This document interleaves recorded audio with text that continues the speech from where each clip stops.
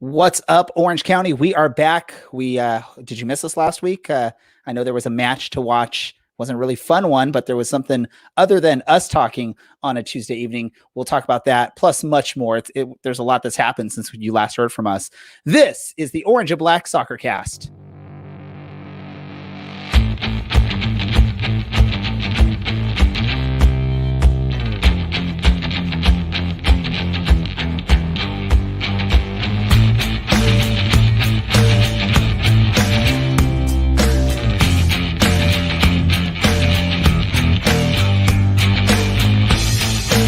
This is the Orange and Black Soccer Cast, the first and only podcast dedicated to Orange County Soccer Club, its fans, and supporters. Follow us on Twitter at OCSC_SoccerCast or on Facebook at Orange and Black Soccer Cast.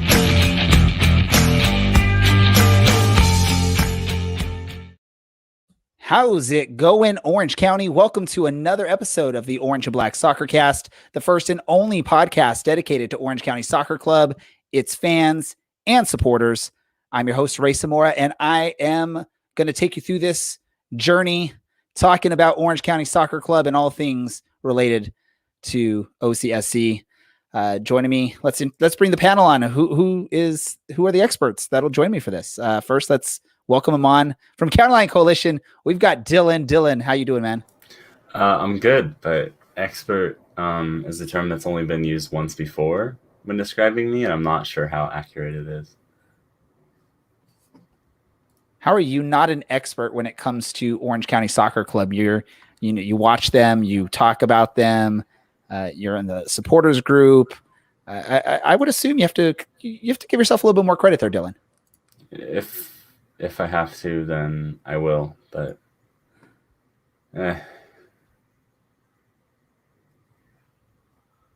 so much dead air here. What's going on, Ray? Hi, I was just trying to make you uncomfortable there. You know, the magical wonders of silence break there when you're talking to someone. Oh yeah, the other person that's going to be joining us tonight on this wonderful journey down in San Diego, Alan A. Underwood 48 on the Twitter machines. Alan, how you doing? Good. I'm a little tired, but good. Yeah, for those that don't know, Alan just wrapped up a solo episode of Fair Weather Pod. I don't think we've ever attempted a solo show on this show, and there's a reason why, right, Alan? Yes, I miss the ability to be like, hey, what do you think, while I take a mental break and look something up real quick? Like, I forgot who the parent club, the Real Monarchs, was. I'm still not sure who that is. So, I mean, there's definitely some mistakes. There's some things I did wrong. But, I mean, that's what happens. Like, when people's schedules get filled up and things don't hit right, but you still want to have a show because a lot of stuff happened, and you just kind of pick up the pieces and run with it. And, hey, we can't all be Ray Zamora. I would never attempt a solo live show while I'm also producing the show. If I had someone in the background doing all the productions and throwing me stats, then I can potentially try something like that. But yeah, props to you for trying that out. Hopefully we never have to do that on this show. If we do, we know we're in good hands with you, Alan. A lot of stuff to talk about since we last were on the live stream. I was about to say on the air, but we're not really on the air. This is digital age. We're on the internets. We didn't have a show last week because there was a conflicting match against Las Vegas. So we do have to talk about that, but we also have to go back even further because the previous match to that one, which was against Sacramento at home, was the last match that we haven't talked about on this show. So we're going to start off there. We're going to try and go through these matches rather quickly because we have 3 matches to recap or talk about, 1 match to preview, and we do have a guest coming on a little bit later on the show. So let's talk about that Sacramento match. I'm going to start it off this way. I'm getting to the end at the beginning here, but Dylan, Brad, and I, we went to Left Coast after the match, and we ran into a few of the players hanging out after the match. And I mistakenly told them that was a tough loss when it really wasn't a loss. It ended up being a draw, but I can't remember who it was that replied to that. It says, well, it wasn't a loss, but it felt like a loss. So let's talk about that. I mean, is there a better way to describe that match against Sacramento other than it wasn't a loss, but it felt like a loss? I'm going to start with you, Dylan. No, I mean that sums it up perfectly. And anytime you give up a minute, or anytime you give up a goal in the 94th minute, it's gonna hurt. Um, but there were some positives, like Ronaldo is back, and Brent Richards is back as well. He was in great form, and I think the team did well up until that point, and then just kind of threw it away in the last little bit for the second game in a row.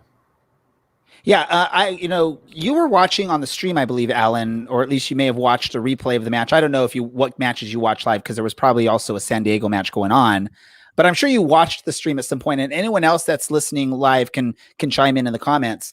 Um, I believe the match went a little bit further than what the announced extra time was, or am I incorrect there?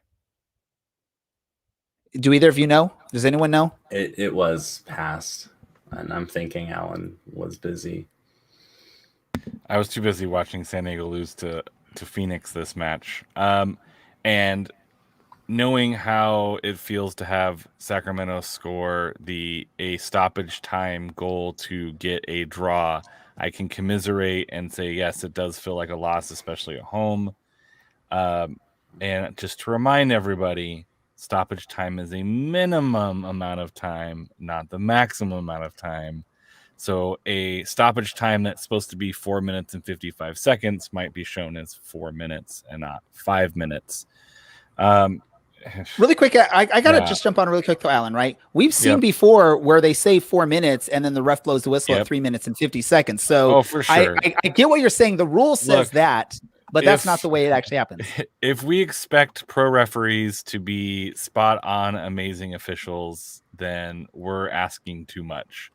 I think you can be critical of individual referee decisions, but you're going to realize that, people are going to make mistakes, and officials are among them. I think any team in any match can be hard done by any referee, whether that's you're watching your 6-year-old child play bunch ball on a backfield somewhere, or you're watching your team try to go for Gold Cup glory. I think any game you can be critical of referees, just like you can be critical of a player's game as well.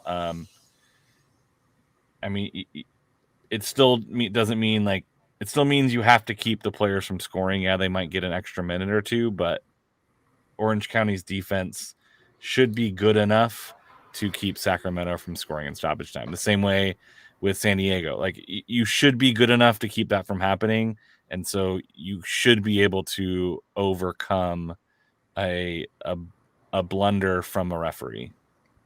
So our master statistician, super fan Andy chimed in and let us know the goal was at 93-13. So definitely within that minimum of 4 minutes. So we really can't complain much about that. I do want to go back to one of his previous comments, though, is that despite the non-loss, it felt like we played rather well. And Brad from our show was actually down for that match, and we got to hang out a little bit there in Counterline Coalition in the bleachers, and he even was making comments that this was probably, most of that match was probably one of the best matches we've seen from Orange County to that point. Now we do know another match that happened recently up in Oakland, there was a pretty solid showing on that. We'll get to that in a little bit, but do you agree with that comment, Dylan, that despite the draw, it was they played rather well? I think we were very dominant in the match. And it's hard in the situation to separate the final result from the rest of the match, but we were definitely dominant, and I think the stats even back that up. But you kick a ball 10 yards too short, or you switch off for a few seconds and end up with 1 point. But I think it was a big positive, and if we don't give up that 94th minute goal, I think it's a big boost to a side that kind of ran into a little bit of trouble and really ran out of a lot of steam at the kind of last half of last month. Last thoughts on this match from you, Alan? It was so long ago that it's time to turn the page and move on to better and brighter things. Well, let's really quick talk about this match because we actually did have predictions for this match. It's the last match that all four of us made predictions. I don't think any of us got the exact score line, but when you look at it, there were a few opportunities. At least three of you, Alan, Dylan, and Brad, at least all got one of these score lines correct, which was the 2 goals for Orange County. I went with one of my amazing predictions that didn't work, so I'm not going to even celebrate with y'all. I'm losing ground to Dylan here. Dylan's a master at this prediction stuff. Sooner or later, Carson out in Vegas is going to tell you to come out to Vegas and do some of that stuff out there, Dylan, just so you know. Let's move on, though. There was another match that happened. The reason why we didn't have an episode last week, and that is because of a match in Vegas for Orange County. I know I'm on the show. I'm supposed to know everything that's happened on with Orange County. I actually didn't get a chance to watch that match against Vegas. So I'm going to rely on you two gentlemen. I'm going to go to you first, Dylan. Your thoughts on the match against Vegas? I'm glad it was a week ago, and I'm glad that I forgot that there was a match. When you asked what we were kind of going over in this match. But 2 of the Olaski brothers played against each other. That was kind of cool.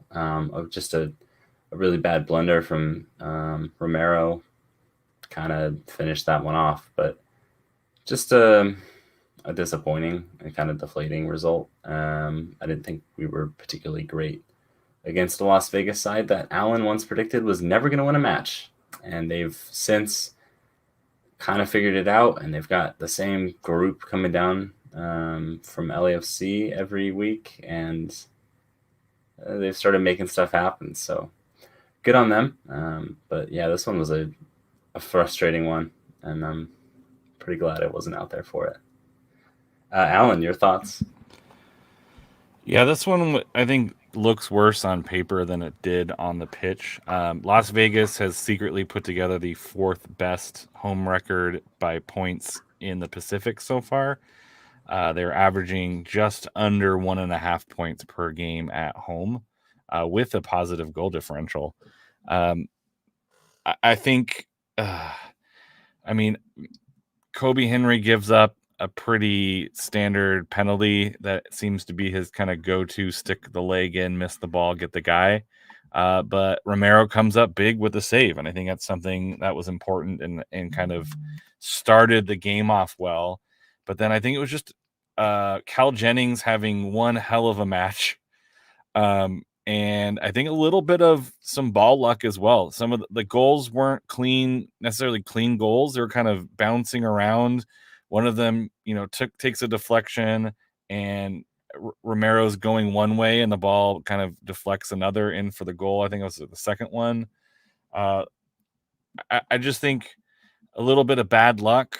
Yeah, that third goal, Romero kind of blunders it, but at that point, the game is definitely on its way to not being fantastic. Olaski's goal was really well done.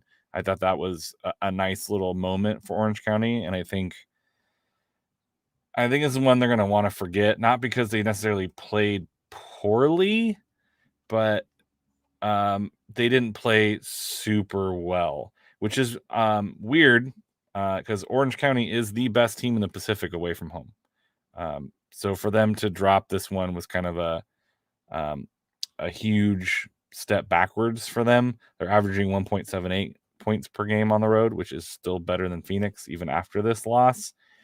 So this was a little bit out of character, and I think every once in a while you're going to have professional players that just can't or won't or don't, for whatever reason, play to the best of their abilities. It was nice to see DJ out there and get a little run out. To see him kind of come back on, I think is a good sign. It seems like Orange County is getting healthier when other teams are running into some injury issues. So we might see a flip script here where Orange County has more depth versus other teams that don't. This is essentially a 2-1 loss on the road, which is, not embarrassing. It's not bad. You just want to. Orange County can play better and should play better. Maybe not the best showing from the back line, but I think the front of three of Richards kind of in that moving high. It's kind of the forward-ish, wing back-ish.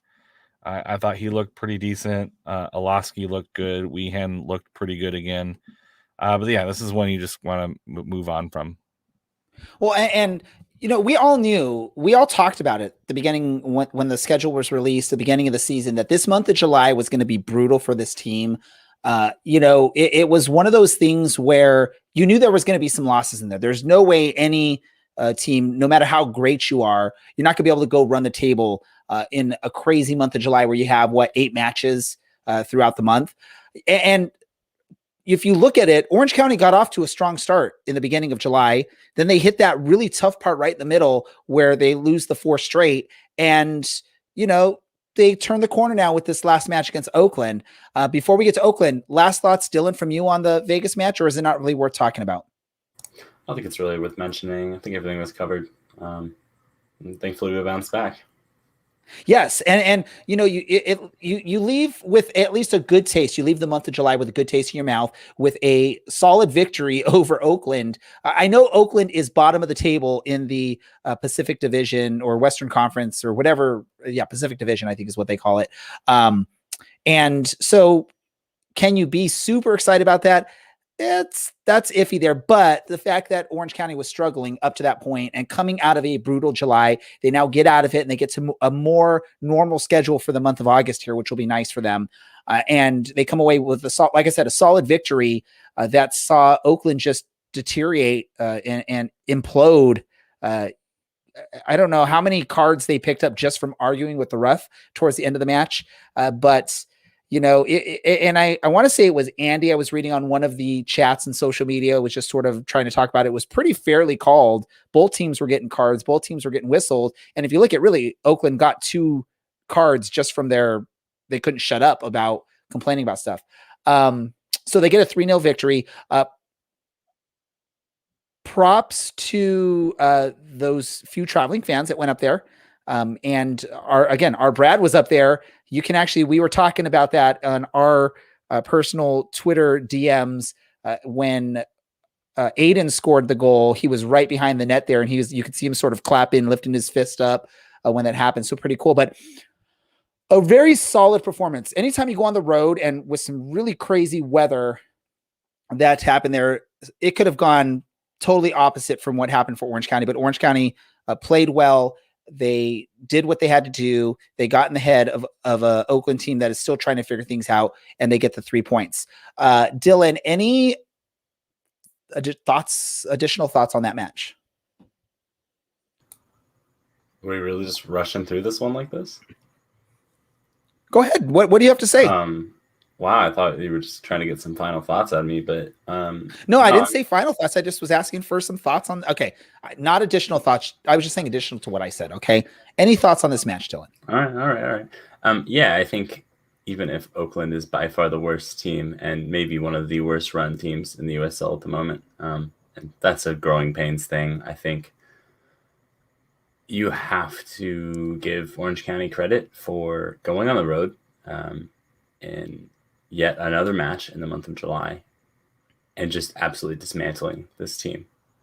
It doesn't matter, if you beat a team 3-0, the points, you're still getting 3 points, and those points count the same whether or not that's a 4-3 win in Phoenix, or a 3-0 in Oakland, or a 1-0 in Charleston. And here they wound up Oakland pretty well and did a good job of not necessarily picking up too many useless cards. Tommy McCabe's was probably deserved. He had racked up a number of fouls within the first 20 minutes. And then just from there, kind of just turning the screws a little bit where possible. And I mean, I really think once Oakland was 2-0 down, they weren't coming back. That was maybe one of the few times where I've seen an Orange County side be up 2-0 and go.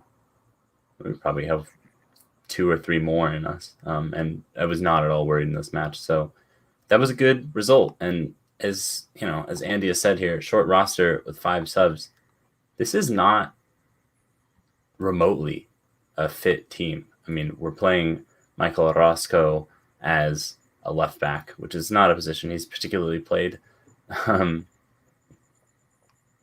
mean, just wow.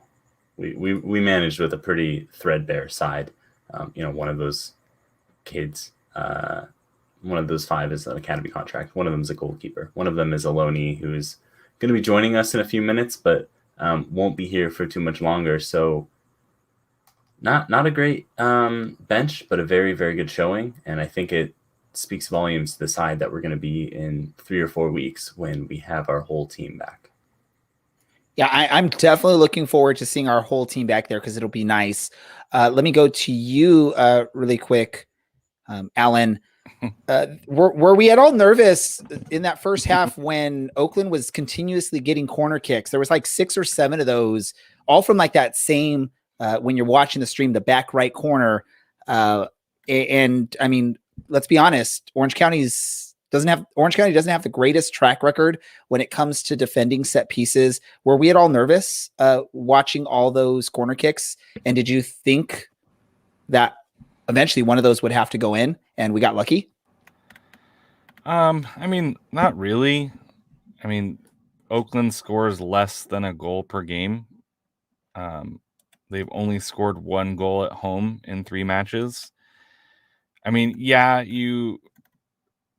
corner kicks are always nerve-wracking no matter what game you're watching because anything fluky can happen. We saw that in Vegas where the ball kind of just bounces around and deflects off somebody and can find the way behind the goalkeeper.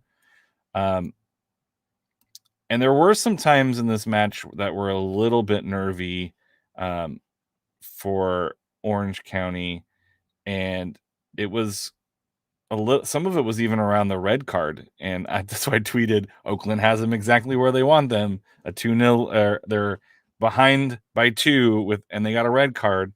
But I think the difference is Orange County maintained their composure in a way that they haven't before, meaning like their discipline, their defensive discipline. I thought Rakowski came up with a couple of good moments to keep the clean sheet alive. And, ultimately this has to feel good for Orange County, especially after what happened in San Diego, what's happened against Sacramento when they're up a man. Sometimes it's easy to lose focus in those matches where you kind of check out a little bit because you think hey, we have the extra guy, and you kind of play a little bit different. And this one felt like they were still trying to play their game, especially offensively, which is really important for them. I thought that they identified the weakness of Oakland, the other O team, with being able to move the ball around, getting wide, and really breaking down their back line, who looked just a hot mess. Even when they had the full 11 out there, Orange County was able to slice and dice them from time to time and really put them into some really difficult positions to defend. And that boiled down to a lot of really nice individual play. You had Govio, you had Apodaca, and especially that last goal where he makes the play, and instead of falling over and kind of giving up on the play, immediately gets back up. And Kaningas had a heck of a game as well. Just instead of trying to blast it at the goal, just really smartly touches it back across and sets him up. I thought the set piece was really nice. We've talked about that with Kaningas as well, his ability to put the ball in the box and make him very, very dangerous. I thought he did that really well again. And, you have Kobe Henry being the beneficiary of getting enough of his head sweat, apparently, on the ball to just nudge it in, a la like a Harry Kane style. I got that goal. I thought that even if Kobe Henry doesn't get his head on that ball, I think that's a really it puts the goalkeeper in a really tough position because he has to guard against the header, but then he also has to guard against that ball sneaking by him and into the goal, like we've seen Kaningas do before. So he puts his team in a really good position to either score or make the goalkeeper uncomfortable. So there's a lot of really nice standout performances. It's great to see that kid get his goal and have a pretty good game after kind of struggling through a couple, especially against Las Vegas. I think he had a couple of moments where he got turned. It wasn't great. So it's good to see him do something positive, and hopefully that kind of turns the season around and gives him that confidence to be a really good defender. I thought a really nice overall game. They took a lot of pressure from Oakland, especially the beginning of the first half or second half, and the 3-0 maybe a little bit unfriendly to Oakland, but ultimately Orange County played a heck of a game, probably one of their better games of the season. Hey Ray, you're on mute. Yeah, it always happens. I was trying to mute because I was doing some typing over here. Let's give props though to Patrick Rakowski on this match too, because anytime you have crazy wins like that, it can throw off a goalkeeper. The ball's going to travel at different speeds, different lengths than they're used to. So props to Patrick on getting a clean sheet in such crazy, horrid weather there up there in Oakland. But props to the team on that. We do have a guest here, I think is ready to join us, who was one of the stars in that match up in Oakland. And we're going to go and try and bring him on the stream here. And that's going to be Aiden Apodaca. Aiden, welcome on to the Orange and Black Soccer Cast. Oh, awesome. Thanks for having me. Yeah, no, we're awesome. Awesome. Thanks for joining us. Just take us through that moment there. Your goal up there in Oakland, what do you remember from the buildup of that goal? I remember getting the ball at the top of the box and trying to make something happen. And as an attacker, you're always taught to kind of charge a goal. So I got up as quick as I could and recycled my run. And luckily, Miko found me just by myself, open goal, pretty much. I know Dylan over here was mentioning, props to you for not giving up on the play there.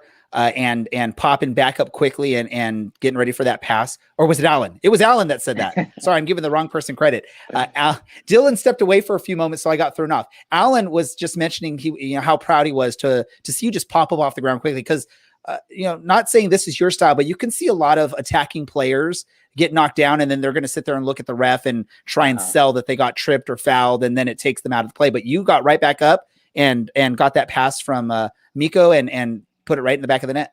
Definitely. And that's, like I said, that's something you're always taught is to keep attacking, not giving up on that play. And then I think some of that also comes along with trying to get that first one under my belt. And, I was eager for it. So I'm finally happy to get it. Yeah, that's one of the things, sometimes as an attacker, as a scorer, if you don't get that goal and then you keep pressing and pressing, and then it just becomes this like mental thing where you can't get it. So we're excited that you got that goal rather early there. Take us to when you found out you were going to come to Orange County, how did you find out and when did you find out? How did that all go down? I was coming back from a trip with El Paso. I believe we had just played RGV. And I thought it'd be a beneficial kind of type of move to come out here and get some games under my belt. I know that Orange County was having issues with the players dropping out and fatigue, and there was a handful of games coming up. So I'm happy to be here and happy to help any way I can. And you came almost at a perfect time because Orange County was just about to enter into this crazy month of July. Have you ever experienced a month of soccer like that outside of maybe youth level where sometimes you're playing 3 or 4 matches a day? But have you ever experienced anything like that where you're playing 8 matches in the span of a month? No, actually, it's been tough, especially with how the season kind of got pushed back a little. So it's kind of tough to cram all these games in such a short amount of time, and I think that's why it's super important and super, it's not easy to keep every team healthy. And it's something that every team's going to run into. So it's not easy at all. And I think with some of these congested schedules, right, it limits the amount of training time you have between matches. Most of the time you're probably spending just recovering from the matches and resting up for the next match. How has the lack of, training impacted the club. I mean, you guys struggled through most of July. You got off to a good start. You got that 4-game run where it was tough, and you finally just got that win against Oakland, which was awesome to see. But how does the lack of training impact you as a player, or even other players when you see them out there? It's definitely different for me, especially coming, and I hadn't been with Orange County for preseason, hadn't been with them for the past couple months, so it was kind of tough, especially being new coming in. But I think a lot of it's just kind of staying after, and also building that chemistry with guys both on the field and off the field when I can, and going through every session and trying to absorb as much as you can. But I was actually telling one of the guys that I hadn't had a session that's either before a game or after a game. So it's either prepping for a game or recovery. And it took me about a week and a half to finally get that full training session. And we had one today, so it was good and always getting better. Aiden, I know you're on a short-term loan here in Orange County, but seems like you're getting on well, and having knocked in your first goal. That's a very different thing that I've just mentioned. Are you hoping to stay a little bit more and maybe make it through another couple crazy months of back-to-back games? We'll see. Obviously, I don't have a whole lot of power to make those calls, but wherever I am, I'm always give my all, especially for Orange County. It's been nice to be close to home, so I'm excited and ready to keep going this month. One quick question I'll ask, and then I'll throw it over to Alan, is one of our other co-hosts who's not here tonight is Brad. He actually is a fan from up in Reno. He used to follow the Reno team up there, and we sort of pulled him into our universe when that club folded. What do you remember from your time up in Reno, and how did that help you grow as a professional? I think it helped me grow a lot. Playing under Ian Russell really kind of opened my eyes. He's very tactical, and I enjoyed that. And having my first year in Bethlehem and then coming to Reno, it was quite a change that I was not ready for, but it was different, and I definitely grew a lot in those 2 years, and I think that after that I had the right mentality to keep going. And yeah. And then let me ask you really quick, is there anything from Reno that you miss? Maybe we can ask Brad to send something down or ship something down for you. Actually, I picked up fly fishing in Reno, so I would do that on some of the off days, but not much water around here that I could do that in. Yeah, are you looking forward to leaving the beautiful Orange County weather and heading back to El Paso? It's different, but yeah. No, I remember, because I actually drove my car over here. I remember driving and seeing green for the first time in a while. But no, both areas have the pros and cons. So this is something that a lot of athletes don't really get to experience. Is you're moving from Reno to El Paso, but then like mid-season you're coming to Orange County. Mm-hmm. How do you mentally prepare for that type of switch and or like moving and different style of play? Like, what was your mental preparation as you made your way out in your car from El Paso to Orange County? It's definitely quick, so you don't really have time to fully digest all of it. So it didn't really hit me that I was going to Orange County until I really got here. So like I said, it was quick. Within 24 hours, I was already packing, getting ready to head down here. But no, being here, especially with Brent, Seth, and guys from Reno, it's helped a lot for me to fit in with the team, and they've helped me, and it's good to see familiar faces wherever you're headed. I think that's why Brad sort of likes to call this Reno South or something like that, right? It's a bunch of not even just the players, the podcasters made their way down to Orange County as well. Alan, I didn't mean to step on your toes there, Alan. No, it's fine. So starting your kind of career, you went to Los Osos, Yes, I did. and is that the dumbest nickname for that high school? Because it's like the Bears, Yeah, Bears, it's literally just the Bears. The Bears High School. the Bears.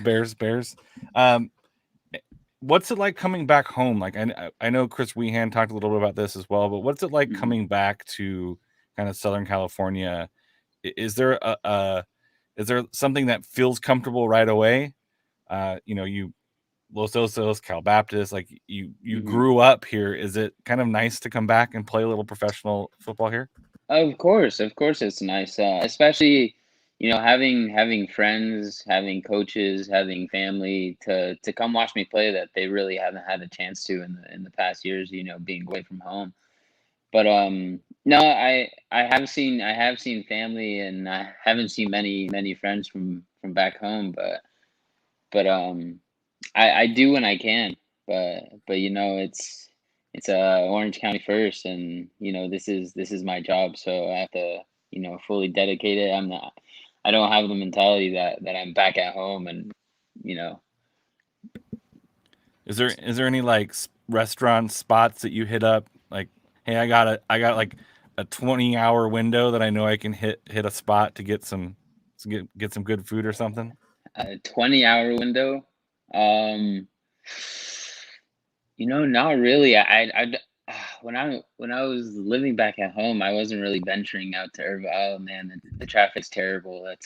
That's one of the things that's tough to come back from. But there's no traffic in El Paso, but that was another thing as I was driving that uh that I wasn't ready for, is the traffic again. Especially this area. You leave at the wrong time and you just kind of get caught.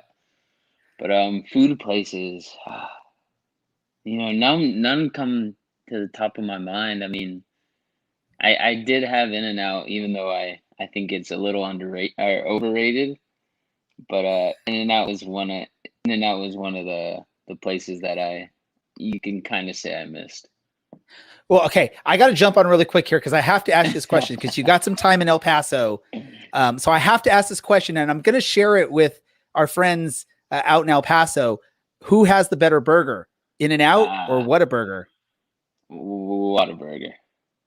Ooh, so you just made a bunch of Orange County fans. You got to start hanging out with Rob Kiernan because I think he's the one that said In-N-Out's not that good, right? So go check out him.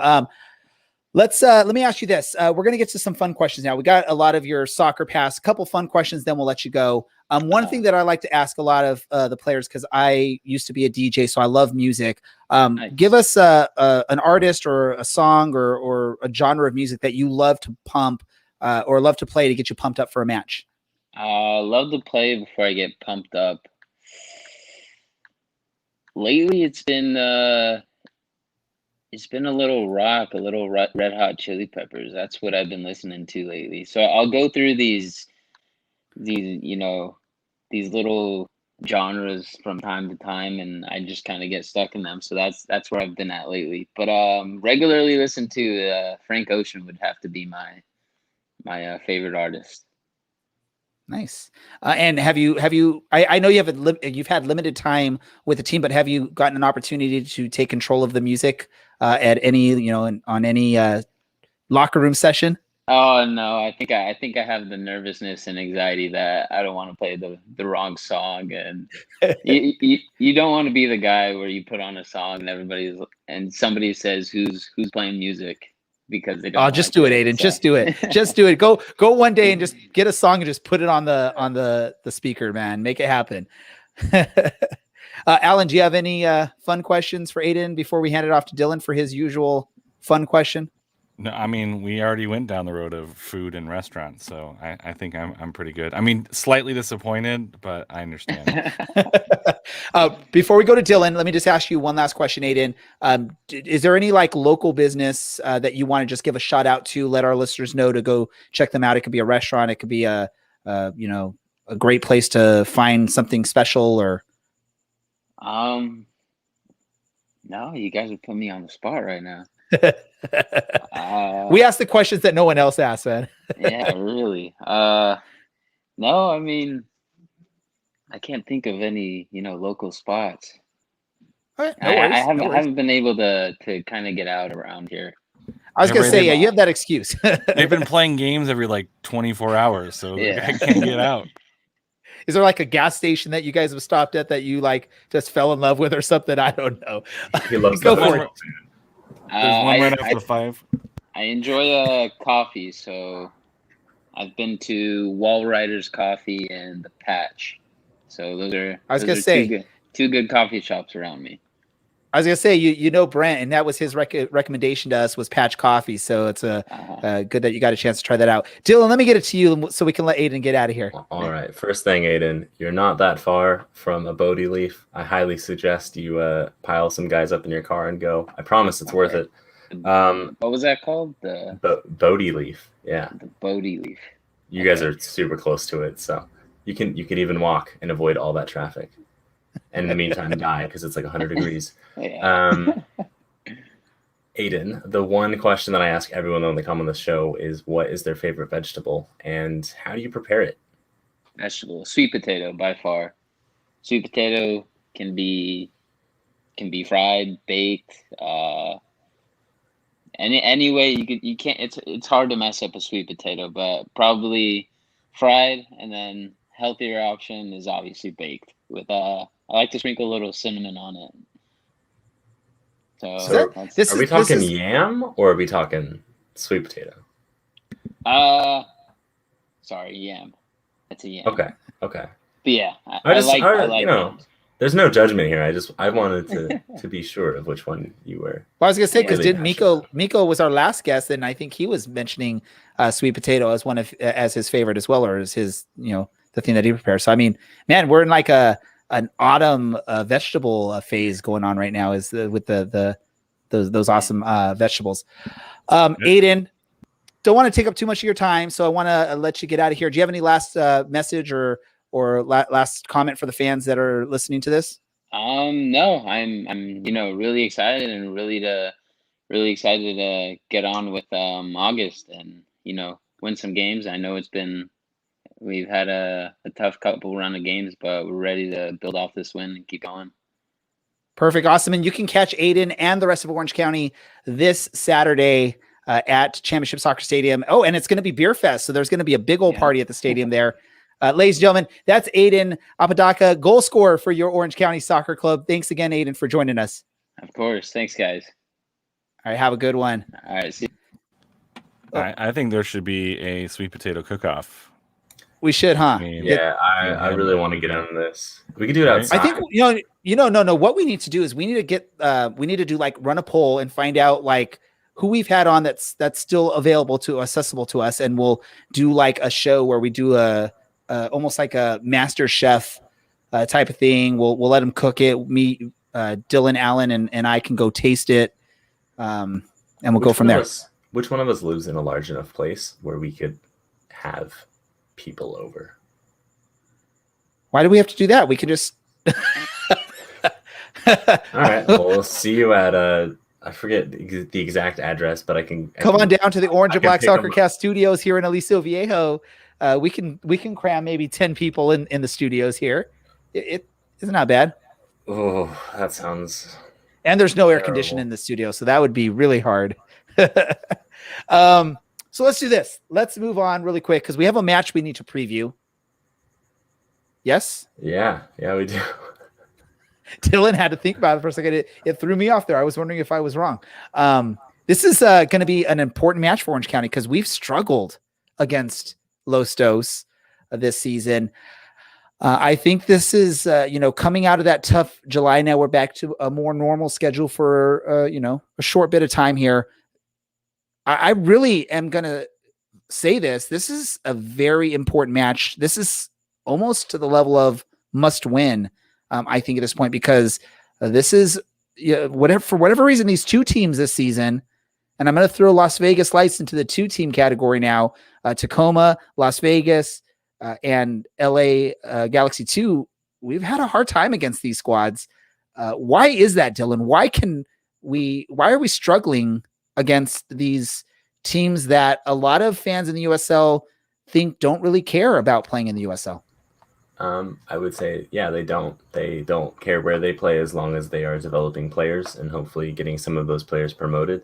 I think part of it is these guys have played together for years and years and years at this point. Part of it, like Alan will probably say, is pace because they're all like 17 to 19. And I mean, I think if you especially look at how Los Dos have set up against Orange County in the past, they will drop all 11 players, well, all 10 outfielders into a very, very small vertical portion of the field, and they will sit back and they will let Orange County just sit there and pass the ball back and forth and let whoever's closest casually press, but really make Orange County work for it and then hit them on the break, win a free kick and punish them from a free kick.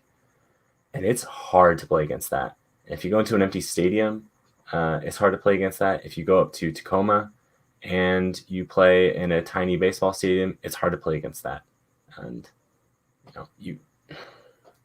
we haven't seen a ton of MLS guys drop down in the last 2 seasons, like maybe they normally do, but they're good. I mean, Tacoma's certainly a lot better than last year, but that's not necessarily saying anything. But if we look at this Los Dos side, they didn't have a massive amount of turnover, and even the newer guys have been playing for a while. So that's it. You don't have to worry about trying to gel guys from all over the world together like necessarily this club does in a short period of time when you play with the same dudes for the same 3 years. So, I mean, let's talk about this, right? I mean, LA Galaxy 2 is 7th in the Western Conference Pacific Division with 16 points. There's a bunch of teams with 16 points. So that's and a team with 17 points. So it's really congested right there. We forgot to talk about it after the crazy month that Orange County had. We're still in second place, which is I thought for sure we were 4th, 5th, or 6th without looking at the standings on that. So LA Galaxy is not one of the top teams in our division, but again, they seem to have our number. Alan, what does Orange County need to do to correct that issue? Win. No, I think what makes LA and a team like Tacoma a little different. Like Tacoma is really, really, really good at home right now. They're the second best team in the Pacific Division, points per game at home. They are terrible on the road. They're last. Los Dos is a point per game at home and a point per game on the road. It's crazy. Like literally 1 point per game on the road, 1 point per game at home. And I think they're fine. They're not amazing. They're prone to mistakes, but they're also prone to capitalize on mistakes. And I think that's what they took advantage of against Orange County the last time is Orange County allowed them to hang around and allowed them to kind of run the offense they wanted to run. This is a huge game from Orange County because Orange County has not been great at home. They are at 1.29 points per game at home, which is 5th. So I can understand why, Ray, you're saying it feels like Orange County should be lower. And it's like, yeah, because at home, that's where they are. They're 5th, just ahead of Sacramento and Los Dos. So it's understandable why it feels that way, because when you're watching the matches in person or you're paying a little more attention because it's home versus on the road, you see a little bit worse. Orange County is the best road team in the Pacific. So I think that's where that feeling comes from. You haven't played Phoenix at all. If you're Orange County and you're looking at the standings and saying, we need to get our home schedule or our home form up and running because Phoenix can be beaten on the road. And I think this is the opportunity to really start to solidify your home place. And if Orange County doesn't make the playoffs, I would have to say it's because they still played kind of average at home. They need to start taking it to teams, start out fast, get a goal early, because I think that kind of punches Los Dos in the face a little bit and changes the complexion of the game. And if Orange County can get an early goal, I think that they can win this one easily. I think if they let LA hold on and hang out for a bit, I think that's where they get into some problems because LA can get and gain that confidence. But we saw, Los Dos look terrible against Phoenix. They looked kind of average against San Diego this past weekend, where they could have easily lost 3-0. So I think Orange County, if they punch them in the face, has a good chance of really making this home game something to remember. Dylan, you made like a slight face at one of Alan's comments there when he was talking about, I guess Orange County needs to just score a goal first or something. Haven't we done that already? Hasn't that already happened this year and it didn't work out for Orange County? He's not wrong. Orange County does start just about every game pretty slowly. But I can think of at least 2 very recent results in which Orange County has scored in the first 10 minutes and has then not had all 3 points at the end of the match. And I think the reverse fixtures have gone the same way, where Los Dos has scored pretty early on and Orange County has fought back. But, what kind of show is this if we just sit here and go like, oh, yeah, if Orange County just plays like a complete 90 minutes, they're going to get 3 points every week. Yeah, we all know that. Amazing. That's amazing. Right. Like, insight there, Dylan. Do you think Braden walks into the locker room and he's like, okay, boys, like here's what we do. We play full 90 minutes. We don't concede any goals and we get 3 points. Like I'm sure it doesn't need to be said. That's not much of it's not really analysis or motivation, but I see a rogue hand in the back of Alan's screen. But yeah, no, he's not wrong, but it's always a chaotic match against Los Dos, and it's kind of like the Sacramento thing where this always kind of feels like a playoff match for some reason. I feel like we need Dylan to Dylan to be like what's his face? Roy Kent from the Ted Lasso show as a pundit and just come on. That'd be awesome. Dylan probably doesn't know because he's probably never watched it. Man, I've only seen the first season. No, that's all I'm going to say. I'm not going to spoil it. I'm just going to say we need you to come on. So you got to catch up so you could see what I meant when I say you got to come on and be like Roy Kent as a pundit on our show. Let's get to this because we're running really short on time. Any last thoughts before we get to our predictions? And by the way, for predictions for our game, since I'm the one that sort of runs the show, I'm making the rules. I get to pick for Brad since I'm in last place. I mean, he's not here. That seems fair. No, I think the last thing that we kind of failed to mention was that it's going to be a beer night. And those are always real fun. So Orange County generally plays better when there's 4,000 people around. And there will definitely be more people in the stadium. Yes. So that bodes well for us. I don't know. Should be a fun night. I'm looking forward to it. Actually, I'm going to change the rules. I know I said I'm in control, so I'm changing the rules. We're all going to pick scores for Brad, and we're going to do like the average of what we pick and make that happen. All right. So let's go to our predictions for this match. So we go down the order on the sheet. So the first person on the sheet is Alan. Alan, what is your prediction for Orange County against LA? Remember, we pick Orange County's score first. 2-0. All right. Now we got to go to Brad. So each of us are going to pick a score line for Brad, and then we'll figure out what the average is. So Alan, what are you picking for Brad? I am picking, let's do 12-11. All right, Dylan, what are you picking for Brad? I'm going to throw him a little bone, and I'm going to say 18-68. Oh, wow. You guys are being nice, man. Here's my prediction for Brad. It's going to be 254-3. So I'm going to give him a chance to get something if LA scores 3 goals. I want to give him a chance to get something, but not get the full 10 points in there. So now we got to figure out what that average is. So who wants to do the quick math there? While we're doing that math, who? Andy has probably already done it. Oh, Andy, if he's listening, Andy, do the math for us. Like, hey, Dylan, what is your prediction, Dylan? I'm gonna go with 3-1 Orange County. And you stole what I was thinking, so I got to change mine up. I'm gonna go 4-1 Orange County. Ooh, I would love to see that. Oh, I would love to see it too. That's why I'm picking it. And yeah, let's figure out this math here. I could do this really quick. I have my Excel sheet. I have the Excel sheet up. I can figure this out. Dylan, talk while I'm figuring this out. Okay, I'm just talking. This should be a really fun match. Excited to see everyone, and I'm excited for everyone to be really drunk. That's always a good time. But be good people, because we don't need a mess on our hands. Oh, we've got dogs on the show, so that's always a good one. Very quickly, I feel that the dogs are going to make more appearances than Raya. Then who? Then me?